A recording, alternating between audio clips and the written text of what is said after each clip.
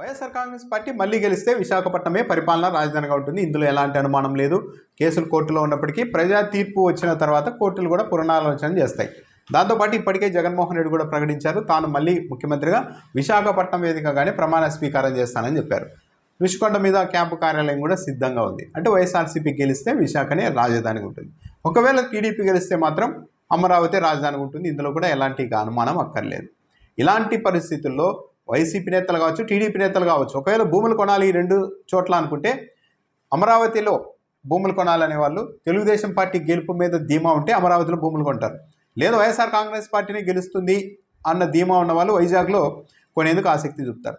లేదు రిస్క్ ఎందుకు అనుకున్న వాళ్ళు కనీసం ఎన్నికల వరకైనా ఆగుతారు. కానీ చంద్రబాబు నాయుడు బంధువు, సన్నిహితుడు, ఎమ్మెల్యే ఆయన బాలకృష్ణ విశాఖపట్నంలో ఏకంగా 65 కోట్ల రూపాయలతో, అది కూడా 2 నెలల క్రితమే 2.15 ఎకరాల భూమిని కొనేశారు.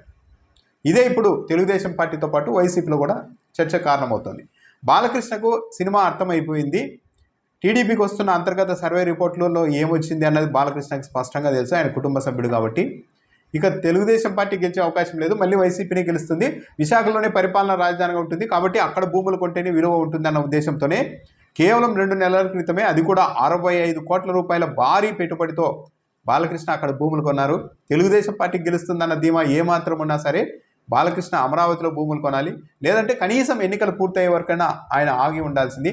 ఆ పని చేయలేదు అంటే ఆయనకు తెలుగుదేశం పార్టీ గెలుపు మీద ఏమాత్రం ధీమా లేదు. వైసీపీ గెలుపును పరోక్షంగా బాలకృష్ణ కూడా ధృవీకరిస్తున్నారు అన్నది వైసీపీ వాదన. అయితే ఈ విషయం బయటకు వచ్చిన తర్వాత, బాలకృష్ణ భూములు కొన్నారన్న విషయం అఫిడవిట్ ద్వారా బయటకు వచ్చిన తర్వాత తెలుగుదేశం పార్టీ వాళ్ళు సోషల్ మీడియాలో మరో ఆర్గ్యుమెంట్ చేస్తున్నారు. విశాఖపట్నంలో బాలకృష్ణ భూములు కొన్నారు, కానీ ఏ ప్రాంతం రాజధాని అవుతుంది అన్న ప్రాతిపదికన కాదు, విశాఖపట్నం అభివృద్ధి చెందిన నగరం కాబట్టి అక్కడ భూములు కొన్న వాటి విలువకు ఎలాంటి ఇబ్బంది ఉండదు కాబట్టి అక్కడ కొన్నారు, అంతకుమించి ఏమీ లేదని చెప్తున్నారు. ఈ వాదనలో కూడా పెద్దగా పస ఉన్నట్టు కనిపించదు. ఎందుకంటే వాళ్ళే పరోక్షంగా అంగీకరిస్తున్నారు, అమరావతి కంటే విశాఖపట్నం పెట్టుబడులకు కావచ్చు, భూముల కొనుగోలుకు కావచ్చు, పెట్టిన పెట్టుబడికి కావచ్చు రక్షణ ఉంటుంది, వాల్యూ ఉంటుంది అని పరోక్షంగా తెలుగుదేశం పార్టీ వాళ్ళు కూడా అంగీకరించినట్టే అవుతుంది. ఓవరాల్గా చూస్తే నిజంగానే బాలకృష్ణకు తెలుగుదేశం పార్టీ గెలుపు మీద ధీమా ఉంటే కనీసం భూములు కొనకుండా కొద్ది రోజులు ఆగి ఉండేవాళ్ళు రిజల్ట్ వచ్చేవరకైనా.